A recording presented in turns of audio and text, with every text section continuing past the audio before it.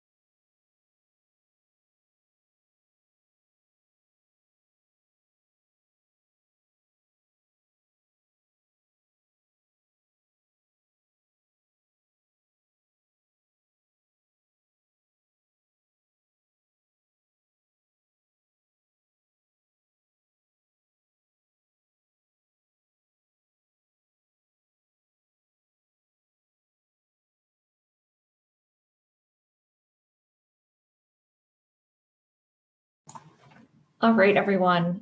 Sorry for the delays. We're still waiting for a couple panelists to join, but I do want to just kick things off. So if you are here for the Climate Forward Ambassador webinar about building and energy solutions, you are in the right place. We are, dealing with some technical issues. So our agenda for this evening, I'm hoping that Liz and Christine will be able to join. I'm wondering if they are having issues getting into Zoom, which would be unfortunate. But our hope is that we will be joined by Liz Galloway, who's a building scientist from Payette and a member of the Somerville Commission on Energy Use and Climate Change, and also from Christine Andrews, who's the Environmental Housing Program Coordinator for the City of Somerville and the Housing Division. And then I will talk about solutions for new buildings, as well as energy. And we'll have time at the end for Q&A. So I am working a little bit on the fly because I still, wait, okay.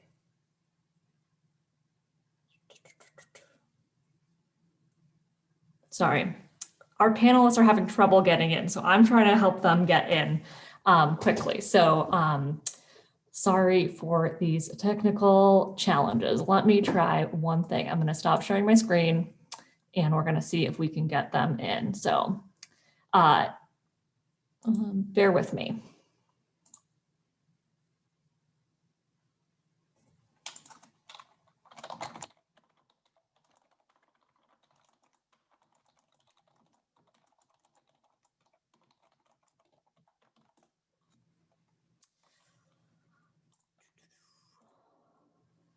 Hey. Hello. I joined with the regular link because I can't find that Zoom email. Okay. Are you, but it looks like you are on. Yeah. You've gotten in though. So that you're in. I don't know where, we're still waiting for Liz. Maybe. Thank you for everyone bearing with us while we're dealing with this. Too many links these days for Zoom, right? Let me just send this one to Liz. I'll resend it from my email. Do you want me to send her the link that I used? Sure. And then you can hold on. I have started. it right here. So let me just do this. got it. Hold on. So Christine, you want to introduce yourself to everyone? Hi, everyone. I'm Christine Andrews. I'm the Housing Environment Programs Coordinator for the City of Somerville. I work in the Office of Strategic Planning and Community Development Housing Division. So I don't work in the Office of Sustainability and Environment, but we work closely together, and I have backgrounds in environmental studies and energy regulation and law. So my job focuses mostly on environmental health. So think like Lead Paint Safe Somerville program, the Tufts air quality study that we do associated with STEP, and then programs like Solarize Somerville and Heat Smart, Cool Smart Somerville, focusing a lot on building energy and environmental health. Awesome, thanks. So I can't remember at this point since we've been, sorry, I'm trying to get this. Can you see a presentation? Does that look right, Christine? Yes. Okay, great. Okay. So I think Liz will hopefully be able to join us in a moment, but I think we should just dive right in because we have a lot to cover in this hour. So if I forgot to introduce myself at the beginning in this craziness of fun technology challenges, I'm Hannah Payne. I'm the Climate Change Program Manager for the City of Somerville, and I work in the Office of Sustainability and Environment. Here's what we've got today. I think I'm going to change the order a little bit, and Christine, maybe you can give your presentation first, if that works. And oh, you can see the note slide. Okay, great. This is really going well. Okay, so I will stop sharing my screen in a minute and figure out how to do this. And Christine, I think you should be able to share your slides. Well, since you can see my notes, you'll just get this preview. I just wanted to remind everyone that if you weren't at the previous webinar, here is where our emissions come from in Somerville. So 2/3 of our emissions come from buildings and energy. So there's a lot we need to tackle in terms of getting to net zero in this sector. So that's what we're going to dive into tonight. And I don't know how to get out of presenter mode, but here we are. Then this is going to look familiar to you if you've looked at our Somerville Climate Forward plan. These are the 13 priority strategies that we identified in that planning process to work towards net zero. And so the ones with stars are some of the ones that we'll cover tonight. So, oh, I think Christine's getting called out. So this is this is great. Christine, are you able to share your screen? Absolutely, yeah. Okay, great. Thanks for rolling with us, everyone. Oh, because I'm a participant, I need permission to share my screen. Great. Okay, of course.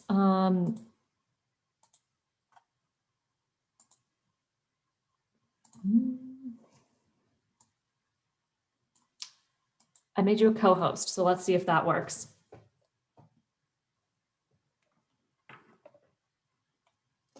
And we will have time for Q&A at the end, but if you have questions throughout, just type your questions into the Q&A box and we will get to them. And if there's something relevant, we'll try to address it in the moment. Okay. I'm going to hide all this stuff. Okay. All right. So I already introduced myself, so I won't go through that again. Today, I'm going to talk a little bit about strategies for existing buildings in Somerville, and I'll focus on, as Hannah mentioned, might be a review for some, but I'll focus on the building and energy goals and related priority actions. Specifically, they're under the number 2, so we call them like 2A and 2B in Somerville Climate Forward. And then I'll dive into what the Housing Division offers for resources in print and online. These are multilingual resources that are available, and as well as city, state, and federal programs that we link to on our website. And I'll keep it brief so So if anybody has any questions, my information will be on the slide at the end. So first we'll go into Somerville's climate action plan. So this is our first climate action plan. Of course, it has lots of actionable items that can get us to net zero or near net zero by 2050. And one of the big pieces of that is the building sector in Somerville. So it's responsible for just about 60% of Somerville's greenhouse gas emissions.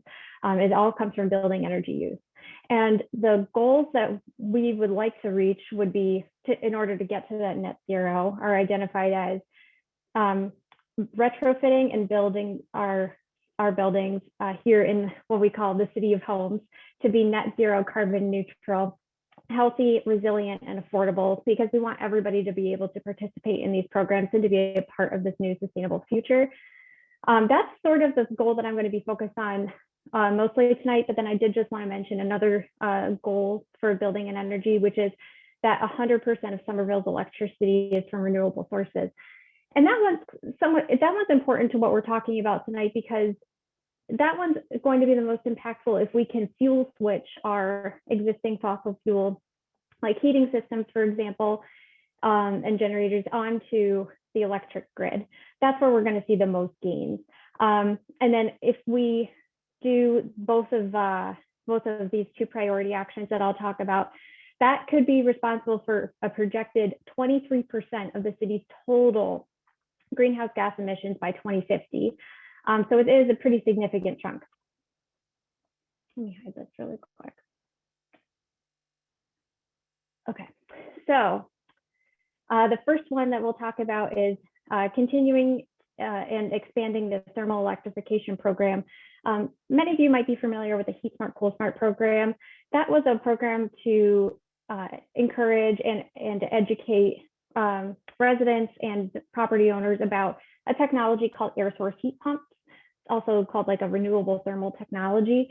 The reason it's called that is because it takes, it uses like heat energy from outside air or inside air, depending on if it's summer or winter, and it moves that energy from inside to outside, depending on if you want to keep your house warm or your house cooler. And then it runs on a backup, usually, of electricity. These are much more energy efficient and cost effective than your typical electric resistance systems. And because they use renewable energy, they're seen as being more environmentally friendly or clean energy than your typical fossil fuel system like oil, gas, or propane. And as you can see here, 25% is the contribution of gas and oil to our emissions inventory from several years ago. So this one, by 2050, it can displace about 5% of our total greenhouse gas emissions.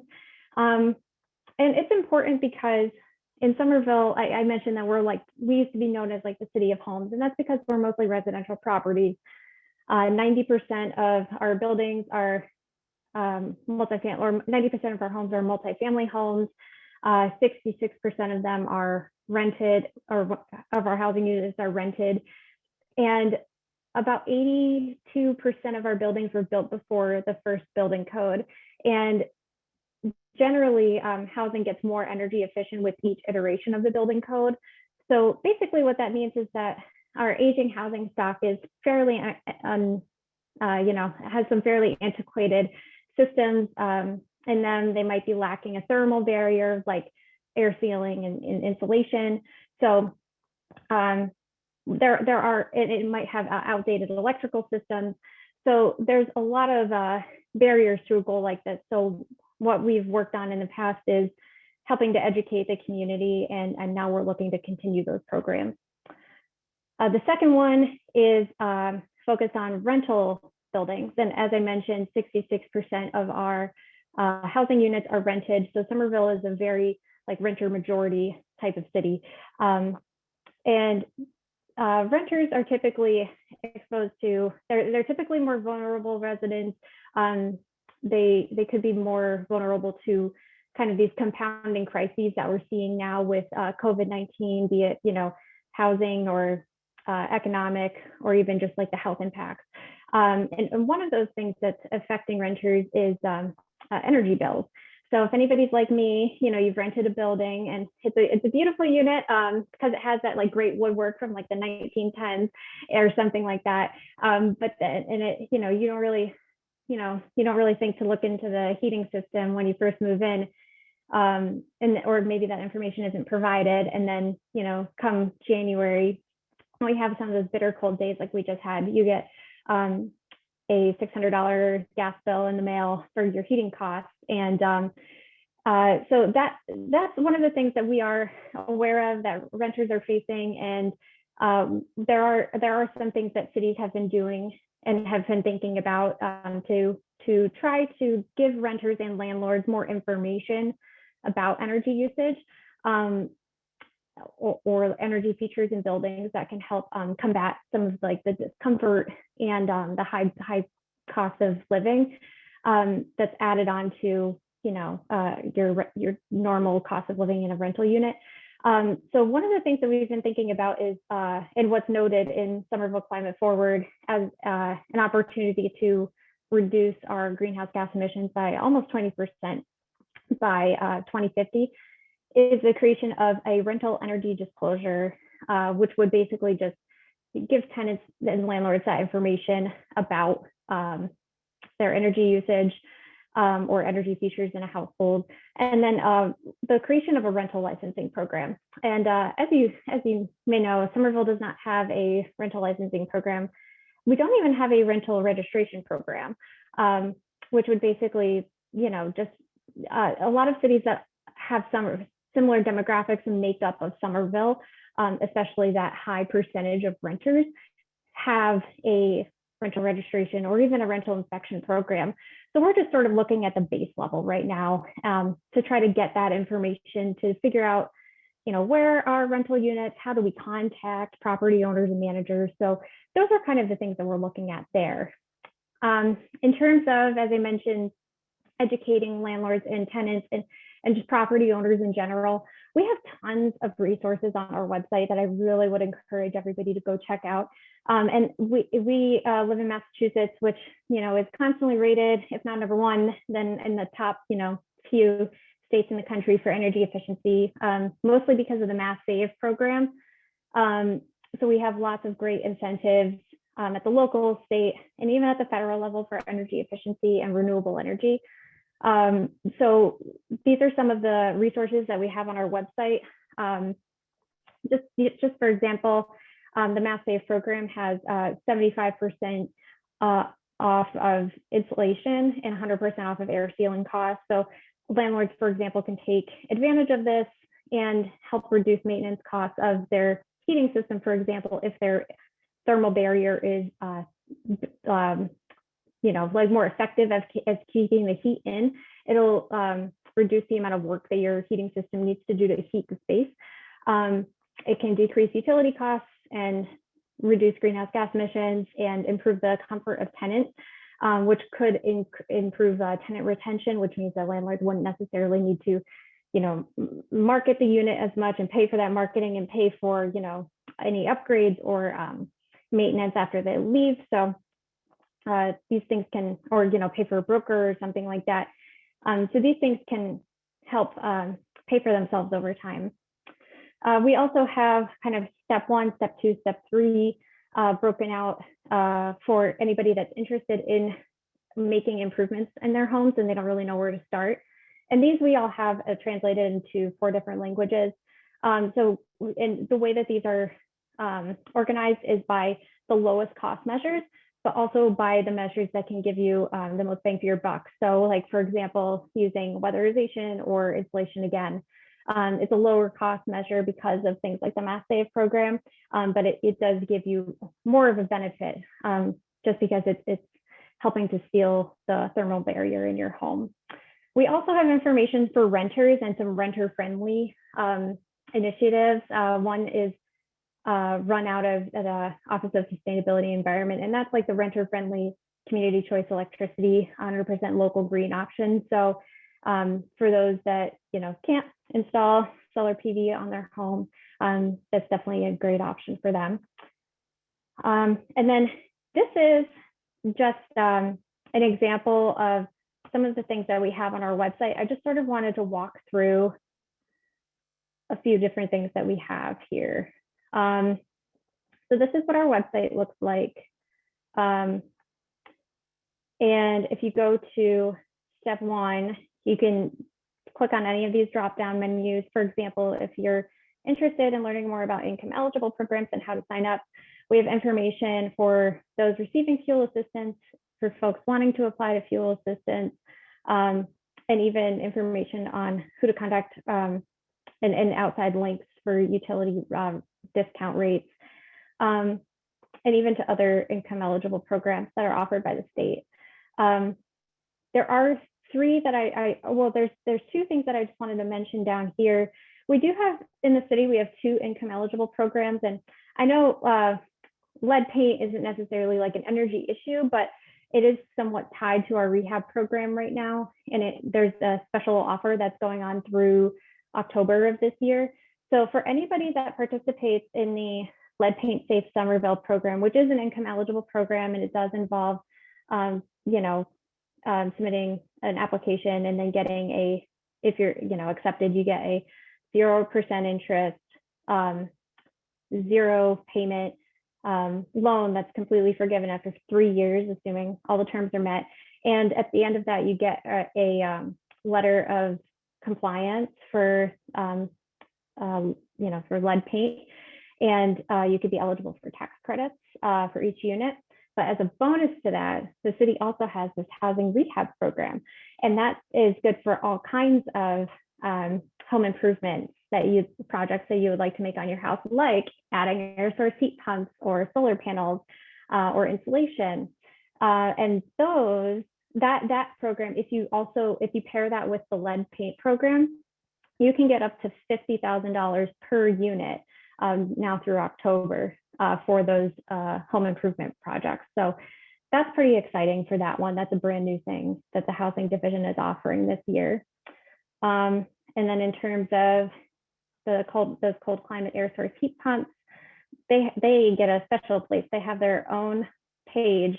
It goes through permitting requirements, FAQs, talks about different questions you might want to ask your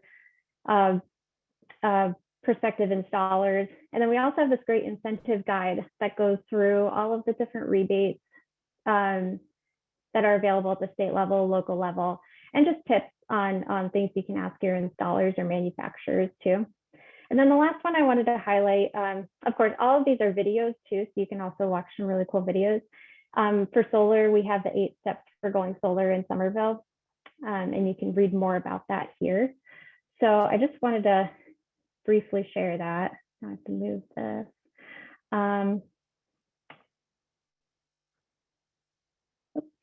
Where did it go? Oh, it's already up. So I know that was pretty brief, pretty rushed. There's so much more to cover, but I just wanted to thank you all for having me here tonight, and for Hannah for inviting me, and for bearing with us with the technical difficulties. But this is my contact information. You can feel free to call or email anytime, or I really encourage you to visit our website. There's lots of good resources there. And if you have any other questions, feel free to reach out anytime. So I'll leave this up for a minute. Thanks, Christine. That was great. So many great resources that you've put together over the years. Thanks for sharing all of that. We do have some questions coming in, but I think we'll take those at the end. And let's see, Liz, I can share your presentation if you're able to. I think you should be able to start your video now. Okay. Great. Thanks for joining. Sorry for all these technical challenges. Let me find your presentation. Okay. Can everyone see this and it looks normal? Yeah, looks good. Awesome. Great. So you can take it away. I gave a little bit of intro of what you'd be covering, but feel free to introduce yourself, and I can advance the slides as you need. Okay, great. My name is Liz Galloway. I'm a building scientist and I work for an architecture firm called Persuade, located in downtown Boston. And I also serve on the Commission for Energy Use and Climate Change. And so Hannah asked me to come tonight and give you a little bit of an introduction on net zero energy buildings. And so first I wanted to start off with a little bit of context and why buildings are so important in the climate conversation. So you can see from this graph, the blue portion of the pie accounts for annual global emissions associated with building operations. So this is, energy use for, lights and heating and cooling. And then the green portion there reflects what's actually embodied carbon from the manufacture and construction of building materials. So pretty significant kind of chunk of the pie. Go ahead to the next slide. And just kind of big picture understanding what is a net zero energy building. You want to look at all of the energy use of a building over the course of the year, and we want to offset that with an equivalent amount of renewable energy. At a very high level, net zero energy buildings are not always net zero carbon, but that's kind of getting into the details a little bit. Go ahead to the next slide. The National Renewable Energy Lab has developed classifications for different kind of levels of net zero buildings. So the first one, Class A, is probably what you kind of think of most commonly as a net zero building, where the roof of your building sort of has enough PV to offset the energy use of that building over a year. But there are some contexts where this is a little bit tricky, like in an urban context, like in Somerville. So Class B would allow you to have also renewable energy on your site, like maybe you have, some covered parking with PV on it. Class C accounts for if you do have some combustion on your site, like if you're using biomass, for example. And then a lot of buildings are probably going to end up qualifying when we get to, net zero buildings being more prevalent as Class D, where, maybe you have some renewables on site, but majority of your renewable energy has to be purchased from somewhere off site. Next. So just wanted to look a little bit at kind of the energy implications before we start talking a little bit about metrics for buildings. So if you just take a look at that little building that's on the right-hand side of the screen and imagine kind of a circle around it, when we talk about a building site energy, we're talking about, how much energy is sort of crossing that boundary and coming into the building. But the total amount of energy that goes into powering that building is actually a lot more. So if you go over to the left side and you see the little graphic of the coal mine, if you have, say, 100 units of energy in coal coming out of that coal mine, by the time you go through, transporting it to the power plant, you burn it to make steam. The steam's used to turn a turbine to generate electricity, and then the electricity goes in the transmission lines over to the building. You're only getting about 35 units of energy actually at the building. So there's a lot kind of larger implications than kind of just the energy use that we're looking at the building, just for some context. Next slide. So energy use intensity is one of the key metrics that we use to talk about building energy use and kind of comparing different buildings. So the energy use intensity, or EUI, is you take the total amount of energy use for the year and you divide it by the gross floor area. So for net zero energy buildings, we want to offset that with renewables in order to kind of balance out over the course of the year. Next slide. So this is a graph that just shows you different average energy use intensities for different building typologies. This is sort of across the United States, just taking a broad average for all these different building types. On the left, you have laboratory buildings and hospitals, which are very energy intensive. Those two are highlighted in yellow because the company that I work for, this is our primary, the typology that we work in. But you can see all the way down, through office buildings, single families, off to the right there, just to give you a sense. And this is average of existing buildings. So if you looked at, say fourth from the right there, I think is office buildings, about 100 kBTU per square foot per year. So if you looked at sort of like all the office buildings in the US for a year and kind of took the average, you'd get around 100. Go ahead to the next slide. Now, one thing that the building industry is doing is trying to, move more towards carbon neutral. And so the American Institute of Architects put out this challenge to the community to design carbon neutral buildings by 2030. And this started back in like around 2005. The target was about 50%. And so every 5 years, the target moves down to get closer and closer to carbon neutral buildings. So right now the target is 80% better. And that's not 80% better than like new construction that meets code. That's 80% better than that average of those EUIs that I showed you in that last graph through a combination of both energy efficiency as well as renewables. Go ahead.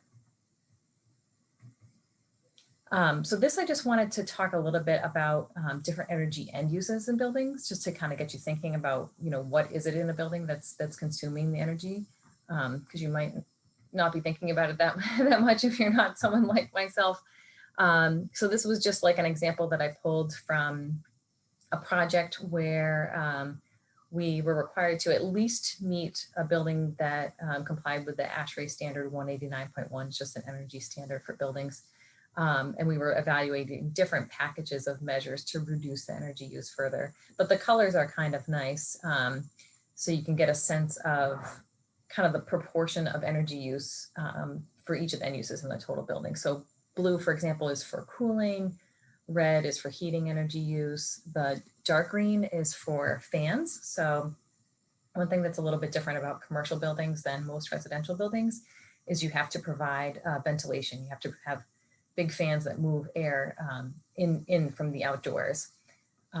If you, for your house, for most residences, you just rely on the fact that the envelope of your house is a little bit leaky. And so you get fresh air kind of through the cracks in the windows, but it's not really great for energy efficiency. So anyhow, so commercial buildings have more formal ventilation systems. The orange is for pumping, and that's usually for pumping either hot water or chilled water for heating or cooling, more so than like domestic hot water. The light green is plug load. So that's all of your, computers, printers, refrigerators, all that stuff. And then yellow for lighting. So this was just to give you a sense of like, what are the things that we're focusing on for using energy in buildings. Go ahead. Now, while the particular strategies that you might use to design a net zero building will be dependent on, where that building is, what type of a building it is, who's going to be occupying it. Kind of the general approach to how we get there is fairly universal. So the first thing that you want to do when you're thinking about going to net zero is you want to start with harnessing free resources. So, if there's natural daylight available, using that instead of using electric lighting, for example. You want to minimize your building loads by creating a really robust building enclosure. So, if in January in Boston, you don't go outside in a t-shirt because you'd be freezing, you want your building to have a nice warm winter coat on. Then once you minimize those building loads, you want to provide those energy services that we talked about in the last slide through very efficient systems. And then the next step would be to start to, once you get those systems as efficient as they can be, you start to enable the use of all electric systems because those are a lot easier to offset with renewables. And then that's how we arrive at a net zero building. So I wanted to just share with you one example. This is a building that was designed by Payette, is currently in construction. It's the Chelsea Soldiers Home. So this is a long-term residential facility for older veterans who require a higher kind of level of ongoing care.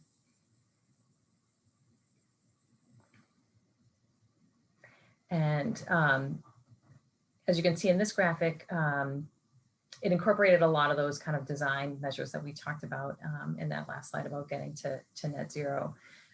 If you think about, I forget exactly what the EUI was for the healthcare buildings, but it was, in a couple of, in the, maybe 150, 200 kV2 per square foot per year range. This one is down to 62 kb2 per square foot per year, which is 56% better than that AIA 2030 target that I was talking about. So this building has an intentional kind of narrow footprint so that you can get daylighting in from both sides deep into the interior of the building. Has, you know, highly insulated continuous insulation on the exterior. The amount of window area is, you know, enough to let in that natural light, but is limited so that you're not having excessive heat loss through the windows because they're not as well insulated as the walls. If you look in the middle of at the top of the image, you'll see a little rectangle with a couple of circles in it. So that's kind of representing that ventilation system that I was talking about. And, you know, you have to bring in this fresh outdoor air and balance that with air that you're exhausting from the building, but you just invested all this energy in heating up that air. And so this project is using what's called dual enthalpy wheels, and it's essentially a heat exchanger so that as you're exhausting air from the building, you're kind of pre-warming the fresh outdoor air that you're bringing in. And then this system, this building also is relying on ground source heat pumps for heating and cooling. So it's all electric, and there's a pretty extensive rooftop PV system, which offsets a good portion of the building energy use, but this is one of those kind of Class D net zero buildings where the state of Massachusetts would need to purchase the remaining electricity from offsite. And this is just a little graphic, again, kind of highlighting those key components of the energy systems, the solar canopy, the mechanical distributions, and the this gives you a sense of the size and depth of the geothermal wells. Next. I was actually going to skip over this slide. I didn't want to get too detailed. Okay, so just to give you an idea of looking a little bit at energy performance and cost for this project. So on the right-hand side here, we've got an EUI for a typical high performance approach to this kind of a building at 118 kb2 per square foot per year. And then the colors kind of indicate those different end uses. And then on the left, we have the energy use for this building as it was designed. And you can see it's much lower. The big chunk is the savings on the heating side because ground source heat pump systems are very efficient. And there's also a fair amount of savings from fans. We're using a more efficient ventilation system. So a big drop in the energy use with this approach. And then you can go to the next slide. I might have you skip. Yeah, skip this one and I'll kind of cover it in the next one. Thanks, Hannah. So this is looking at the 40-year total cost of ownership of these buildings. So I'm just going to break this down a little bit. The red portion of the bars on the bottom is comparing the first cost, the construction cost of building either a typical high performance building or the net zero energy option. And you can see that the difference in the two, the zero net energy option is a little bit higher, but it's pretty small in comparison. And in like the grand scheme of things, when you're like spending all this money building a building, it was like a pretty marginal increase in cost. The orange bar is looking at, you know, over that 40 years of owning and operating this building, you're going to have to be, you know, maintaining things, upgrading equipment, things are going to wear out, you need to replace them. So that orange bar is kind of that replacement cost. And then the blue portion of the bar is the energy and water costs for operating the typical high performance building versus the zero net energy option. So you can see that over the total lifetime of this building, it's actually cheaper to build the net zero energy option. And as this is a public facility that's owned and operated by the state of Massachusetts, those are, you know, yours and my tax dollars at work there. So, and then I think I just have one more slide. So that was kind of an overview, like focusing on operational energy use, but I just kind of wanted to give a little like sneak peek, just kind of, you know, what's coming next in the industry and what we're focusing on in terms of addressing carbon emissions, because we've actually found that the impact of embodied carbon is even bigger than what we had talked about initially. So if you take a look at the pie chart on the left, you might remember this from that first slide that we looked at. And the dark gray portion of the pie represents emissions from industry. And a significant portion of that is actually attributable to the manufacture of concrete, steel, and aluminum, a lot of which goes into building buildings. So the kind of building industry, you know, the last 10 or 15 years, we've been really focused on operational emissions and moving more towards net zero energy operation. And now we're starting to dig in more to looking at the design choices of the materials that we're using. For example, this is a little graphic on the right, just looks at insulation. So the bars on the top in yellow are showing, you know, a bunch of commonly used insulation types that are carbon emitting. And then as you go down and you move towards the bottom, the blue ones are actually materials that are carbon sequestering.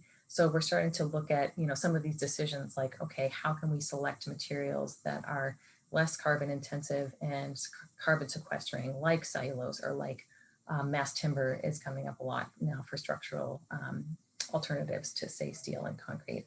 So that's just a little sneak peek that the industry is now moving more towards looking at kind of the total carbon footprint of the building and not just the energy, ongoing energy and emissions associated with that.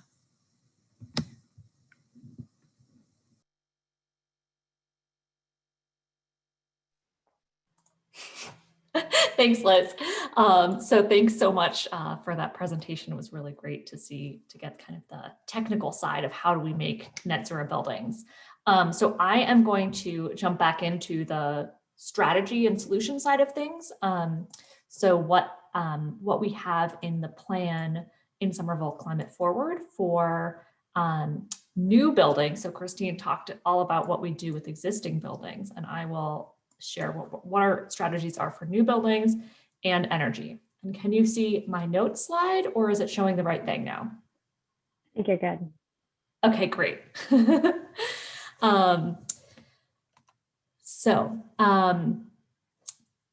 In Somerville Climate Forward, we have one of our priority strategies is to develop net zero and resilient new building standards.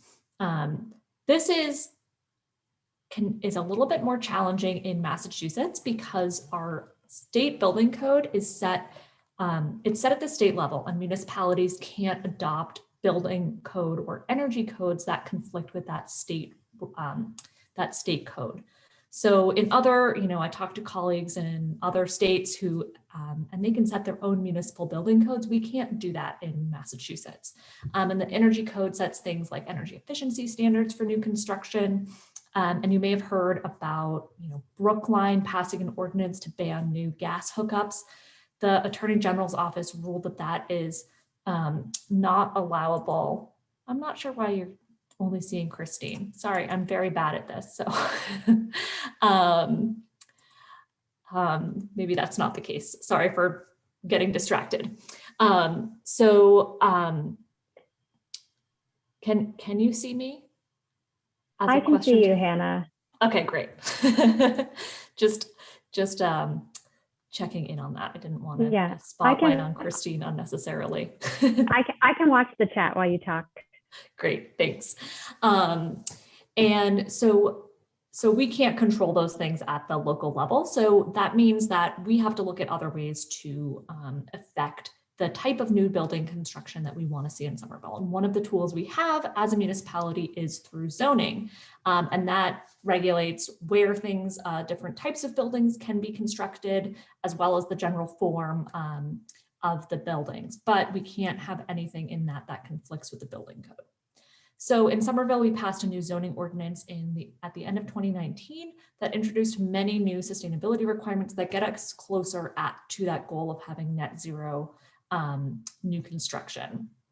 So the first is we have a LEED requirement. So for larger buildings, they have to meet certain LEED standards. So this means buildings over 25,000 square feet must be LEED Gold certifiable, and buildings over 50,000 square feet need to be LEED Platinum certifiable. So for those of you who are unfamiliar with LEED, it is a building sustainability certification program where by meeting certain sustainability standards from everything from energy performance to water management to transportation choices about your building and your site, you can achieve different levels. So platinum is the highest level of certification and gold is the second highest. So this is holding buildings to a higher standard, and this is allowable because they are performance-based standards. There are many ways to get to those different paths or to those standards. We're not mandating a specific way to get there.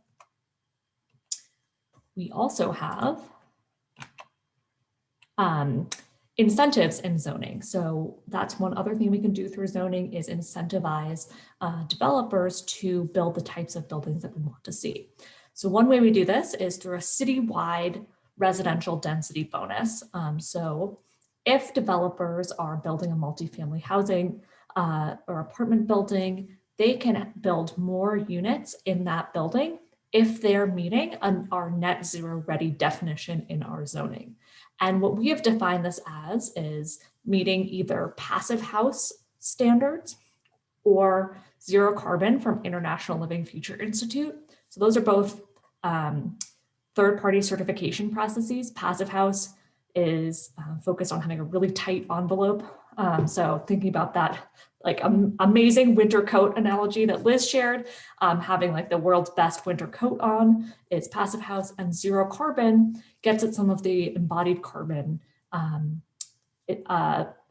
minimizing embodied carbon that Liz talked about at the end. So you have to meet one of those two certifications and then have no fossil fuel combustion for HVAC, so heating and cooling, or for cooking. We do have exemptions for commercial kitchens. So you can still build a first floor restaurant, and for hot water, because those are the two things that are still trickier to do with all electric. Our second incentive is in specific development districts that are master planned overlay districts. And in these areas, developers can opt into the overlay, and in exchange for meeting higher standards, they are allowed additional development rights. So can build taller buildings and therefore make more profit from their development.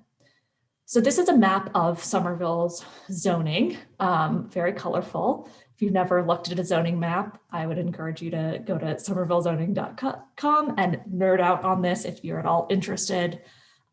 So these areas with the slashes in cell 18, that is the master planned overlay district, and there's a little bit over here. So it's really in the areas of the city around Union Square and Boynton Yards where we're going to see really transformative development as kind of laid out through Summer Vision or comprehensive plan. So in these areas where we're going to see the most development, they can opt into that, and we'll be seeing higher, closer to net zero buildings in those areas as a result of this. So that's some of the things that we're doing for new buildings. As I mentioned, the building code is a major hurdle for us.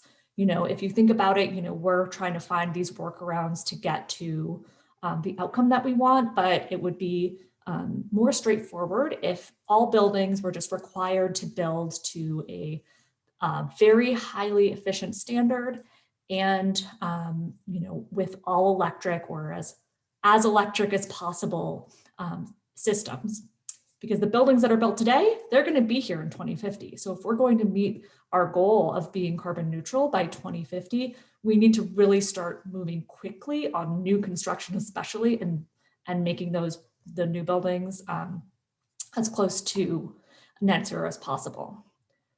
So Somerville's been really active in advocating for building code reform and building code changes in Massachusetts as a way to kind of get at this. So we included in our plan advocacy on state issues, because there are a lot of things that we want to do on climate that are more effective if we're able to do them at the state level rather than municipality by municipality. So a few things we've done recently: Somerville staff voted on the International Energy Conservation Code, which is the national standard code that gets adopted by states, including Massachusetts, as the base energy code. And so with this vote, this resulted in a 10% efficiency improvement from the 2018 code. We've also been really active with our partners in Boston and Cambridge and other municipalities around state code energy advocacy. So really trying to push Massachusetts to adopt a net zero stretch energy code.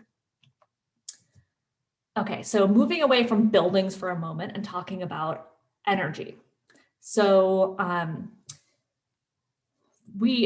part of the net zero equation is having 100% renewable electricity.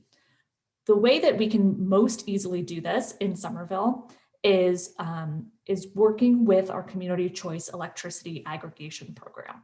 So we're currently in our second phase of this program. And you're probably wondering, what is community choice electricity aggregation? So this is a tool that we have as municipalities in Massachusetts.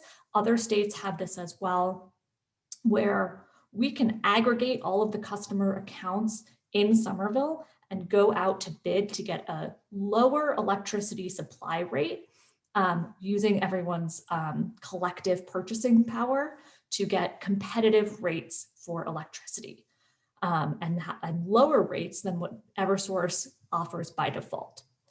So Eversource is still your utility. You're still getting a bill from Eversource through this program. The way that I like to think about it, I can't remember who shared this analogy the first time, but thinking about it like the Postal Service. So Eversource maintains the lines and the poles and gets the electricity to your house. So they're like USPS. But you can purchase your electricity from a variety of different suppliers. So that could be, let's say you're ordering a book online. You could order your book online from Porter Square Books or from Amazon or from bookshop.com. They probably all have different prices and different reasons for why you'd want to get them, but they're all going to be delivered to your home through the USPS. So that's what we're doing with the aggregation program. And through this, because we're able to aggregate everyone together and get a more competitive price, we're able to have prices that are competitive and give everyone at the default rate, which is Somerville Local Green, 10% additional renewable electricity. Through this program, we saved over $500,000 for ratepayers in 2020 and saved a bunch of carbon emissions. And we also have an option to opt up to 100% renewable electricity. And we have almost 750 households that have chosen to do this. And those prices have been very competitive with the regular default rate for Eversource. And you might be asking, where does the renewable energy come from in this program? We purchase all of our renewable energy credits from Green Energy Consumers Alliance, which is a nonprofit that operates in Massachusetts and Rhode Island. And this is a map of where their renewable energy assets are. So when you're purchasing or when you're using electricity in Somerville, whether you're on the default rate or if you've opted up, these are the renewable energy projects that you're supporting financially through by just paying your regular electric bill. Okay, and I'm not going to go into this quickly, but because we're running out of time, but we also have strategies to address city emissions, so municipal operation emissions. And the main way we're doing this is in our office, the Office of Sustainability and Environment. We have an energy manager whose entire job it is to reduce emissions and energy usage across the city. So you can see here in this graph, the dark blue bars, that is from municipal buildings. So no surprise, our buildings use a lot of energy. And so we have a lot of work to do to reduce the emissions in those buildings. Okay, and I am going to stop sharing my screen. Here's my contact info if you want to reach out, but I want to get to Q&A. So I saw lots of questions coming in, and I'm going to try to get to the ones that are for Christine and Liz first, because I'm happy to stay on for a little bit longer since we did have some technical issues getting started. So let's see. Christine, I have one for you, which is Monty is asked, how do you plan to persuade building owners to to do the retrofitting that will be required for Somerville to achieve its goal of carbon neutrality by 2050? Hi, Monty. That's a great question. There are lots of great incentive programs that are available because, you know, I do realize, like Hannah said, like the city is trying to do our part to reduce our emissions, and we're asking residents to do the same thing. And there are local, state, and federal rebate programs, as well as financing programs, and even grants that people can utilize as residents of Somerville, paying into Eversource and National Grid for utilities, that we can take advantage of. So like I mentioned, we have the deferred payment, no interest loan that's up to $50,000 through the housing rehab program that's through the housing division, that can be coupled with the lead paint safe Somerville program. And then we also have the heating system replacement program that's a 0% interest, zero payment forgivable loan, assuming all the terms are met. That's for replacing a homeowner's heating system unit. So that does not apply to renters, but that is up to $10,000. That's also available through the housing division. And then beyond that, there's programs like Mass Save at masssave.com, 3 S's. And there's also programs through the Department of Energy Resources, and there's lots of tax credits too that are available in Massachusetts for electric vehicles and even installing solar. So I would definitely encourage folks that are interested in that. So all of those links are on our website. Everybody can definitely check it out. That's a great place to start. Other than that, we've done some community-based social marketing campaigns, just trying to get the word out. And like I mentioned, just educating people and making people more aware of these issues, and just sort of like increasing that knowledge level of understanding energy efficiency and all of these different technologies, because it is really a learning curve for someone that is switching from the business as usual system to like this new kind of like high tech system that, you know, it can be scary. So we want to do what we can to help. Okay, next question. I think maybe both of you could answer this, or one of you. Is heat pump technology available to retrofit a hot water radiator heating system that's currently natural gas? I'm sorry, I was responding in the chat. I just posted the link to the website and my contact information. What was the question? Is heat pump technology available to retrofit a hot water radiator heating system? There are, so I think that for heating, right? Yeah, like they offer incentives now for like air source heat pumps. There's also like water source heat pumps, but they're less prevalent in Massachusetts right now, and there's less incentives for them. So we are somewhat limited. I mean, the Mass Save program is kind of, you could see it as like a one size fits all program, and sometimes it's not going to fit for everybody, but they do have this new kind of this bigger incentive for like whole home building retrofits that's up to $50,000.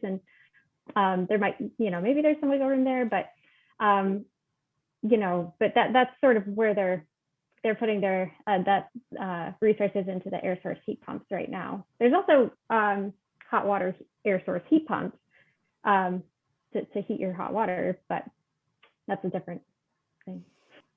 Yeah, I would just say I don't think it's not very common. I think like technically you could probably do it with a hot water heater, like air source heat pump hot water heater, and they often will have like an electric resistance coil for backup for if it's like very, very cold outside. So you could potentially use that, although I think if you reached out to, you know, some HVAC company and so they might be like, well, this is a little different. We haven't really done this before. But theoretically you could do it. But I think to Christine's point, you might want to also make some improvements to your building enclosure before you're kind of switching over that heating system too. And it could be available through ground source heat pumps too. Typically ground source heat pumps can heat your home, and they could also provide water heating too. But you talk to the manufacturers about that or the installers. So I think this is a similar question, which is like, what is the retrofit for homes heated with boilers and single pipe steam radiators? So I think what we're hearing in questions is like, if you're living in a typical Somerville home, what do you do as like the first few steps? And I think, Christine, you walked through some of this, and there's tons of resources on somervillema.gov/R2NZ. And efficiency and electrification are like the two fast things there. So, looking at heat pump technology as a way, kind of an option for switching for kind of whatever heating system you have currently. I don't know if you want to add anything to that. No, I think that you're right. And I think I would just be aware that, following those steps that are very similar to the slides that Elizabeth shared, of that kind of inverted pyramid. Start with those behavioral changes, start with insulation, start with those things that are going to reduce your energy usage before you make any improvements and make that switch. And then you would need to consider things like, do you have knob and tube wiring? Is there like asbestos or something, or vermiculite that would disturb the installation process? And then look into like grants or financing programs that are available that can help address that. And then look into, making those improvements. Great. Question is, what is the reference for the finding that rental energy disclosure could reduce emissions? Dan is interested in sharing that. So maybe, Christine, you can share, I don't know if that you know a specific reference for that point exactly, or if there or any resources that might be able to share with folks, especially in the ambassadors program, from all the research you did on other energy disclosure programs across the country. I pulled that from Somerville Climate Forward. Oh, great. Sorry. Yes, Sorry, that is in Somerville Climate Forward. I was confused about what the question was actually asking. Yes, so that is okay. So it's basically saying, like, if we could apply this to all rental buildings and effectively get transition them to have net zero emissions, that's the share of the total emissions in Somerville that are from rental buildings, or residential rental buildings, if I'm remembering correctly, but I can double check that. But yes, Climate Forward, thank you. Yeah, and it's a market mechanism. It's kind of like putting that information out there. It's sort of like, when you're going to buy a new car and you get a sticker on it that tells you your miles per gallon estimate, your EPA miles per gallon estimate. It's kind of just increasing consumer knowledge and increasing the seller knowledge, and then letting the market sort of play out, and let demand increase that way. Great. Okay, next question. Are electric dryers and stoves more efficient than gas, re-cost, and carbon emissions? I think I know the answer for carbon emissions, which is yes. They do reduce emissions, but I'm curious if either of you know anything about dryers or stoves. I'll just put in a little plug here for induction stoves. This is terrible. I actually don't know if they're more efficient, but they're like way better to cook on than what you typically think of as your typical electric cooktop, the kind of old electric resistance kind. Mm-hmm. They operate, it's actually a magnet. And so the one thing that's a little tricky is, like, if you have your pots have to have some iron in them, otherwise they don't work. Pots and pans that you're putting on the stovetop. But yeah, they heat it up using magnets, and it's great because the surface doesn't get as hot.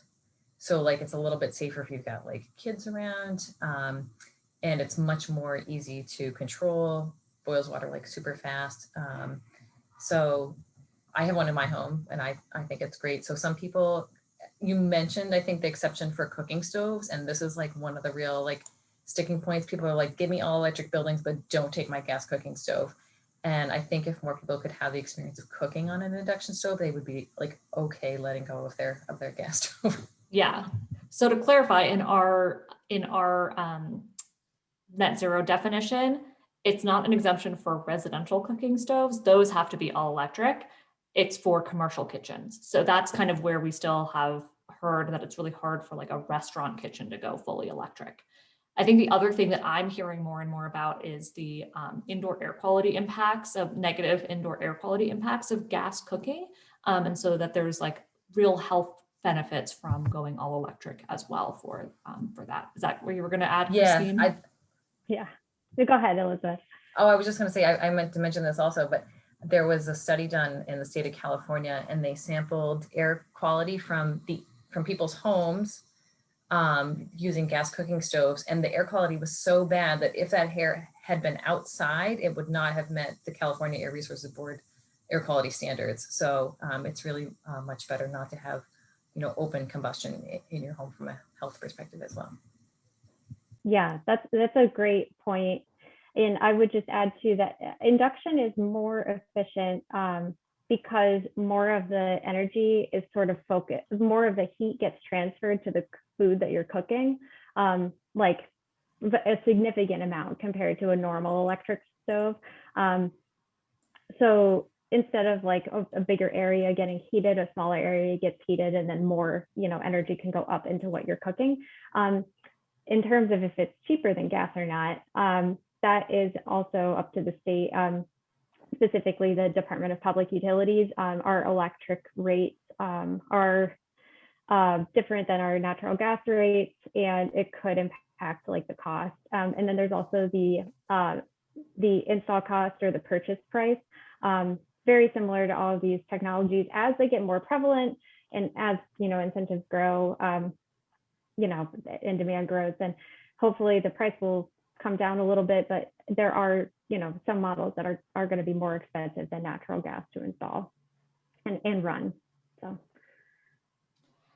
So I know we are over the hour. I am happy to stay on and continue answering these questions, but Christine and Liz, if you need to jump off, completely understand.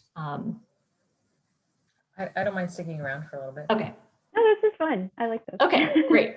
Thank you so much. And we'll try to go through these quickly because I know everyone else on the line is also eager to probably go have some dinner. So I'm going to try to answer some of these quickly. One, I rent my house, but I have opted into clean choice energy. Does this actually help make a difference? How does this work? Okay, so I think there are a few parts to this question. First, Clean Choice Energy is a private company and they do a lot of marketing in Somerville. You probably get a lot of mail from third-party suppliers. So that's kind of what we call those that are offering different types of incentives. These companies tend to target communities that have community choice aggregation because it's confusing, honestly. So this program, it is offering renewable electricity. I think that it is not the city's program though. So you're not getting necessarily the renewable energy from the sources on that map that I shared, those local renewable sources. So a few things to note on this, if you are considering entering into a third-party contract, be sure you're looking at the terms of the contract that you're entering into. So often they will have higher rates than Eversource or than our Somerville program. There could also be termination fees. So if you cancel early or something like that, you could be charged a penalty, or they'll have variable rates. So it's really important to look at what you're actually signing up for. For ones that offer renewable energy, it's important to look at where that energy is coming from and what type it is. So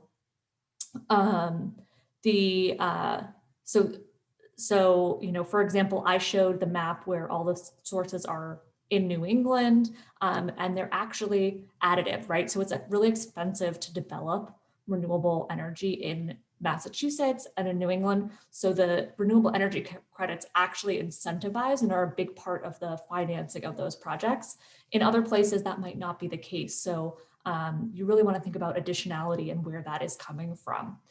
And then the person who asked this also said they're a renter, and I just want to say that, you know, I am a renter as well, and it's sometimes really frustrating to not be able to make all the energy efficiency changes I want in my home. But one thing that I do is I opted up to that 100% renewables from the Somerville Community Choice Electricity Program. And so I know all the energy I'm getting is from renewable sources. So that is something that is available to renters if you're able to pay for a little bit more on your energy bill each month. So let's see. And someone added a great comment that if you're not in the aggregation program, you're also not contributing to the collective purchasing power. So I really like that, because, you know, the power of the program is that even though you're just getting maybe what sounds like not too much, 10% more, if you think of renewable energy, if you think about all of the households in Somerville getting 10% more renewable energy, that makes a huge difference overall. And so it's really that collective purchasing power. So thanks for adding that, Dan. Okay. Next question, what impact is going 100% renewables for residents? Does it increase the incentives to develop renewable energy sources or reduce the amount of non-renewable energy used overall? I'm not sure I totally understand that question. Let's see. So I think that if you're able to opt up to 100% renewable energy, it really does incentivize the development of new resources. So as I mentioned, Green Energy Consumers Alliance is the supplier of our renewable energy credits in Somerville. And we know that because of the purchasing power of aggregation programs like Somerville's, they've had to go out and build new solar and wind installations to keep up with demand. So I think however you can get to more renewable energy, whether that's putting solar on your roof or buying RECs, is great. Okay, then a question is, how do you track emissions reduction progress of residential buildings? This is a great question. So we do our greenhouse gas inventory every 2 years. And the way we get information on energy usage in Somerville is from our utilities. So we get data that is for the entire community. It's like pretty general of the amount of energy used by Somerville customers. So we get data from Eversource on how much electricity is used, and from Eversource and National Grid on how much gas is used. And they break that down by residential customers, commercial customers, and a few other categories, but it's pretty broad. And that's how we track change over time. Christine, anything to add to that? Okay. Okay, then there's a question about how public housing units can be included in plans for net zero energy buildings. So a few ways. One, I'll say that affordable housing, especially new affordable housing development, is way ahead on building energy efficient buildings and net zero. They're really leading on passive house design. And part of this reason is something that Liz mentioned in her presentation about the Chelsea Soldiers Home, and that the state of Massachusetts has to own and operate that building into the future. And so for public housing and affordable housing assets, they're developing that and planning on maintaining that building and operating that building over time. So cost and kind of how it operates is really important. And so it actually works out to be a really good investment for affordable housing developers to invest in energy efficiency, because their operational costs are so much lower with those types of buildings. So that is, and I think, I think there are challenges with existing buildings and just the costs of renovations and things like that. So that's definitely an ongoing challenge that I do want to acknowledge. Okay, next question is there something about building code in the climate bill that Governor Baker vetoed, but that both House and Senate have passed? Yes, so there were many pieces addressing the building code challenges, and requesting or, saying that we need to develop a net zero stretch code that municipalities can opt into in that bill. That bill is like in limbo right now because it has, passed the House and Senate in the state, but was vetoed with and sent back with amendments. But so it's still a little bit unclear what the fate of that is. But I think the takeaway is there's a lot of attention on the building code and kind of starting to be an understanding of like this is one of the key climate policies that we need to move forward on that. Could I just point out Sure, that jump in. anybody who wants Somerville to be able to have a net zero stretch code could call their representatives and to tell them that they support the language that's in the bill specifically would be helpful. Is it okay? Is it okay that I put Yeah, that plug thanks for adding that. Yeah, so definitely, I think there's a lot of momentum around this, and I'll just say, coming up with what the stretch code looks like, there's been a lot of work and activism around trying to actually define how do we, what that standard should be. And so we've been engaged in a lot of those conversations as well. Okay, can you describe some of the energy efficiency measures implemented in new construction city buildings? Example, the high school. So the high school you'll see is like ready to open, which is pretty exciting. However, it's not a net zero building. There are efficiency measures in it, but the city has committed going forward that that new construction will be will adhere to more net zero standards. So our next big capital project is a new public safety building, and that will be an all electric net zero ready building. So that's really exciting to see those commitments going forward. Can I also just make a comment yeah. on the high school? So I worked on the high school project at my former employer. And, of course, one thing with buildings is you design them, you use an energy model to estimate how much the energy use is going to be, and then you build them, and sometimes it's not always the same. But if you think back to that graph that I was showing, looking at EUIs, the design energy use intensity for the high school is projected to be pretty low. So I would say it's hard to have a net zero energy building sometimes when you have like such a humongous building like the high school, especially in an urban context. But in terms of the EUI, it looks like it will be in the neighborhood of like 20, 25 kV2 per square foot per year, which I would say is like in the neighborhood of a net zero ready building. So it's still going to be a super efficient building. It's unfortunate that, it's also very challenging for such a large building to go all electric, but there was a lot of thought put into making that building very efficient. Yeah, thanks for adding that. Okay, then let's see, what does everyone think about district geothermal to heat and cool whole neighborhoods? Realistic, too far off, reasonable long-term solution if it proves itself?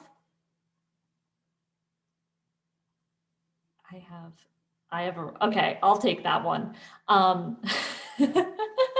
So I think for district energy, I have not seen a solution that provides a truly net zero fuel source. So often, so I think this is like talking about geothermal, which I don't actually know how feasible that is from a technological engineering perspective. I've heard rumors about it, but the most common way that we have district energy, so heating and cooling of whole neighborhoods. So, Boston has this through steam, or large areas of Boston do from a steam plant, but the fuel source of that tends to be a fossil fuel. So we don't have a way to, that I've seen that seems really feasible and able to implement to create those district systems without having basically like a power plant to generate that steam for heating and cooling.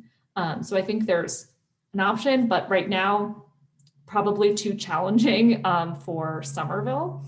So we're looking at things that are kind of more, we're more able to implement like now, well, staying open to future technological changes.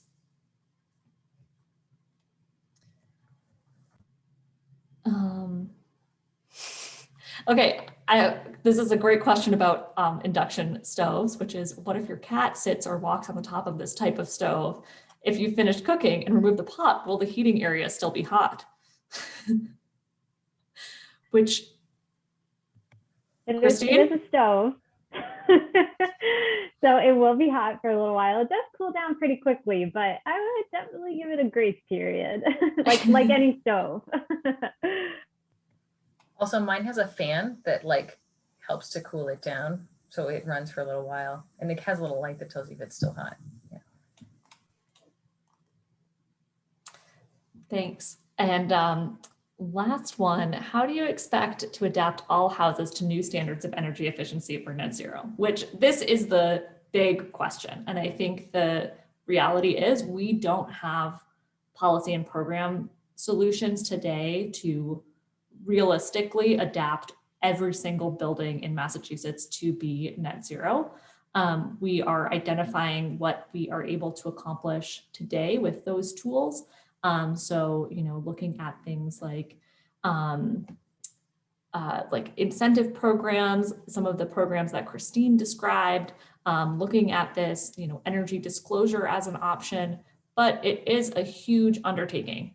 So I think that is definitely the right question to be asking. And I think there's a lot more innovation that needs to happen to really push us all in that direction, and investment as well, because it's going to cost a lot of money and it's going to require a lot of jobs and work to retrofit every building to be, all electric and as energy efficient as possible.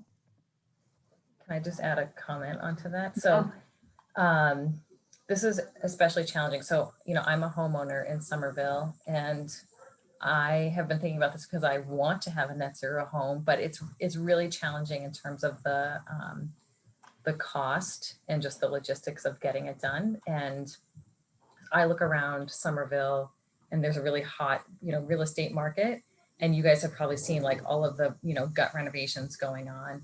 And to me, that is the opportunity right there, which is why, I was so excited about the gas ban, because that seems like a really good way to kind of get at that problem, because the energy code applies to new construction, but it doesn't necessarily apply in the same way to renovations.